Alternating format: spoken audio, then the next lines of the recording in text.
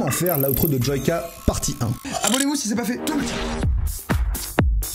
Il y a énormément de trucs et on va juste commencer par le fond. Alors je vais faire un peu moins le kéké sur les vidéos, je vais essayer d'aller vraiment dans le détail ce coup-ci et vous me direz si c'est mieux ou pas. Il y a quand même vachement une vibe des zinzins de l'espace. Et quand on regarde de plus près, en fait les formes sont pas du tout des ellipses, c'est plutôt des polygones avec beaucoup de côtés. Donc tout d'abord, on crée un polygone avec plusieurs côtés. Mais sur la vidéo de Joyka, cette épaisseur n'est pas toujours la même au sein du trait. Donc dans l'onglet Taper, nous allons faire en sorte de diminuer l'épaisseur de ce trait. Et histoire de rendre le tout plus vivant, je mets une formule mathématique pour chacune de ces valeurs pour que ça oscille.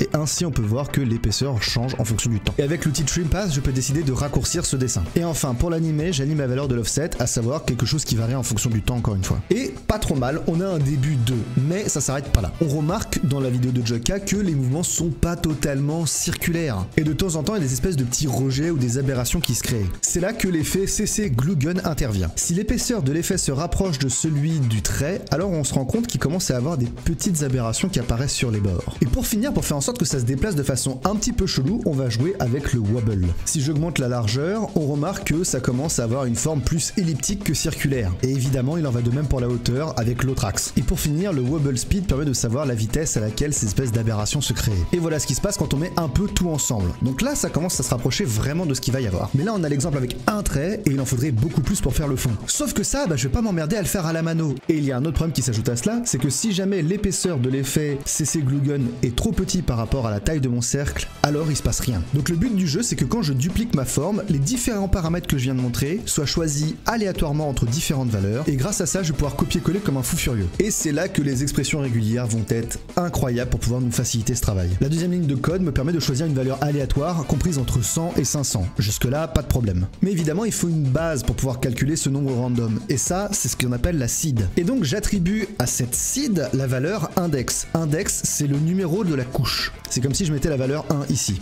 Et on remarque d'ailleurs que si jamais je change cette valeur pour d'autres, eh bien ça va changer évidemment l'épaisseur de mon trait. Et enfin, timeless égale true, c'est pour dire que je veux figer cette valeur pour toujours, je ne veux pas qu'elle change au cours du temps. Et j'ai repris ça un peu partout, excepté pour l'échelle où il faut faire en sorte que mon échelle varie en fonction de l'épaisseur du trait, car comme je vous ai dit, si jamais ma échelle est trop grande par rapport à mon épaisseur de trait, alors il se passe rien. Et maintenant que j'ai tout mis ensemble, il me suffit juste de bourrer comme un connard.